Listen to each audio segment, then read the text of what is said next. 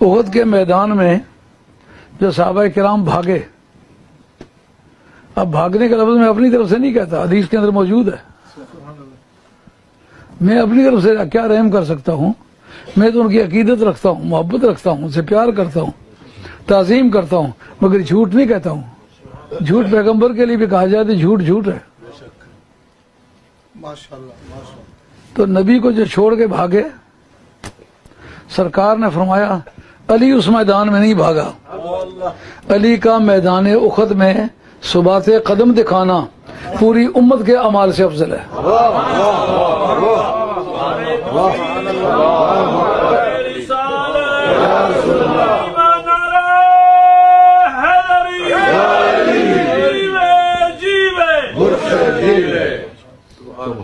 اچھا، عرض یہ ہے سرکار نے فرمایا علی کی استقامت احد والے میدان میں پوری امت کے اعمال سے افضل ہے. جس کو یہ نہیں پتا پوری میری امت ہے کتنی، ان کے اعمال کتنے ہیں، ایسا ہو جس احد کے میدان سے تمام صحابہ بھاگے. یہ بے ادبی کا کلمہ ہو تو میں توبہ کرتا ہوں اللہ کی بارگاہ میں، لیکن یہ بات حضرت امام احمد بن حنبل رضی اللہ عنہ نے فضائل صحابہ میں لکھی ہے. راویہ اس کی حضرت سیدہ عائشہ طیبہ طاہرہ ہیں. اگر یہ کوئی گناہ کی بات ہوتی تو وہ کبھی نہ لکھتے، اور اگر یہ کوئی بے ادبی کی بات ہوتی سیدہ عائشہ کبھی اس کو روایت نہ کرتی.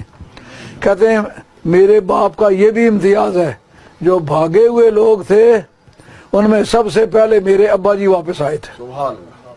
بھاگے کب ہیں؟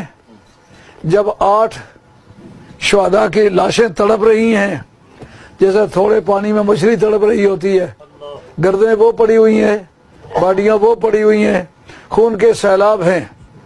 خون کو دیکھ کے آدمی سمجھتا فلڈ آیا ہوا ہے خون کا. اور میدان سے 300 آدمی تو پہلے آتے ہوئے راستے سے چلے گئے تھے. منافقین جان اور مال کا خسارہ کبھی قبول نہیں کرتا. انہوں نے کہا ہم نہیں جاتے. راستے واپس کل 1000 بندہ تھا، 700 آئے. 700 میں سے جب 70 آدمی بیک وقت شہید کر دیے گئے، اس وقت باقی بندے کتنے رہ گئے؟ 630 رہ گئے. چلو 630، وہ 630 اجماع امت کے طور پر بھاگے، اکٹھے گئے. نہیں بھاگا کسی میدان میں تو علی نہیں بھاگا. جب یہ سوال اٹھے جو کسی میدان میں جس نے ہار نہیں کھائی وہ کون ہے؟ وہ علی ہے. جو کسی سے گرایا نہیں جا سکا وہ کون ہے؟ وہ علی ہے. جس پر کوئی وار کارگر نہیں ہوا وہ علی ہے. جس کا کوئی وار قضا نہیں گیا وہ علی ہے.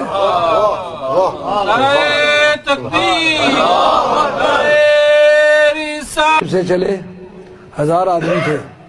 راستے میں جاتے جاتے منافقین نے کہا ہم تو نہیں جا سکتے، ہماری بیوی بیمار ہے، بچہ بیمار ہے، گھر میں پریشانی ہے.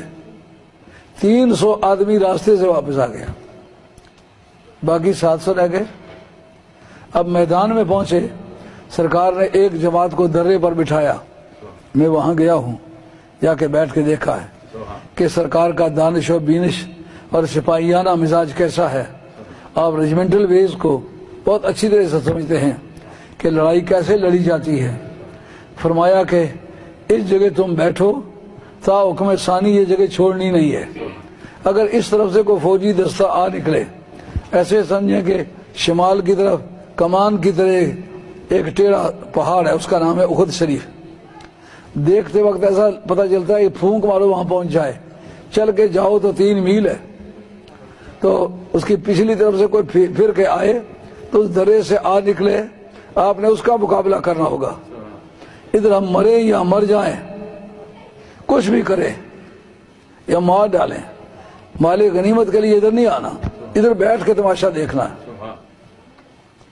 اب جب شروع کی جھڑپیں ہوئیں، جناب حیدر کرار کے وار ہوئے، اور حضرت مصعب ابن عمیر پہلا ٹیچر جو قرآن کی تعلیمات لے کر کے آیا تھا، جس آدمی نے پہلی مرتبہ مدینہ شریف آ کر کے قرآن پڑھایا تھا، اس کا نام ہے مصعب ابن عمیر.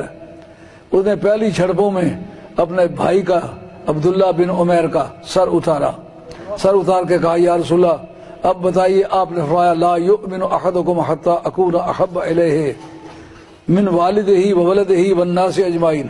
جناب فاروق سے اعظم سے فرمایا کہ لا یؤمن احدکم حتی اکون احب الیہ من نفسہ، جب تک میں تمہاری جان سے بھی تمہیں پیارا نہ ہو جاؤں اس وقت تک تم دعویٰ کرو کہ ہم مومن نہیں ہوگے۔ اب جناب پہلی جھڑپوں میں ان کا پلہ، مسلمانوں کا پلہ بھاری ہو گیا، کافر بھاگنے لگے۔ اتنے میں ان لوگوں نے جو درے میں بیٹھے ہوئے تھے انہوں نے دیکھا کہ مال غنیمت لوٹا جا رہا ہے تو وہ جلدی جلدی وہاں سے چھوڑ کے آ گئے، چونکہ سرکار کا فرمان تھا تا حکم ثانی بیٹھنا ہے۔ اب وہ ملی ہوئی فتح شکست میں تبدیل ہو گئی۔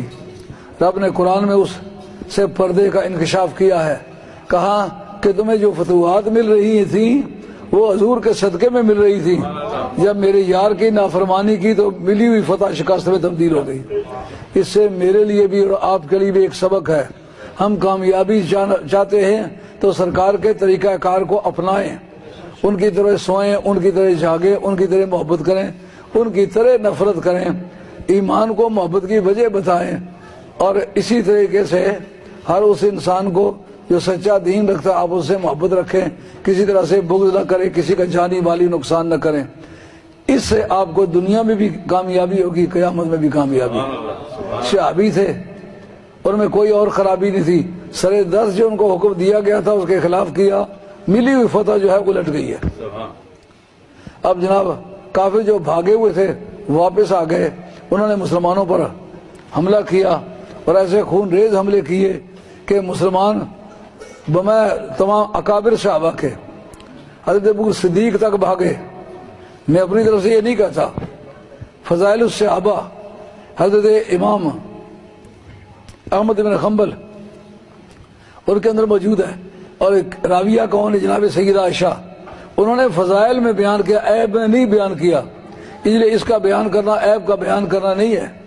وہ کہتے ہیں میرے ابا جی میں ایک فضیلت یہ بھی تھی کہ بھاگے ہوں میں سے جو سب سے پہلے لوٹ کے آئے وہ میرے ابا جی تھے، اور اس کے اندر موجود ہے کہ سب سے پہلے میں آیا رأیت رجلا یقاتل دونہ، دیکھا ایک مرد ہے جو سرکار کے گردا گرد گھوم رہا ہے، لڑ رہا ہے، وہ سوائے علی کے تھا ہی کوئی نہیں۔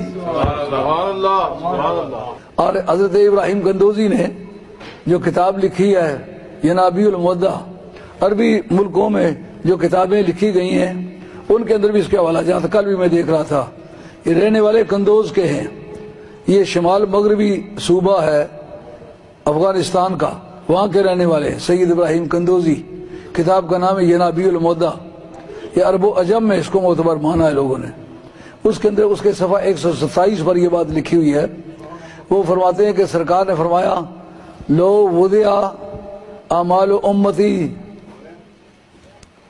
فی سکۃ و عمل علی فی کفۃ لرجح عمل علی رضی اللہ تعالیٰ عنہ۔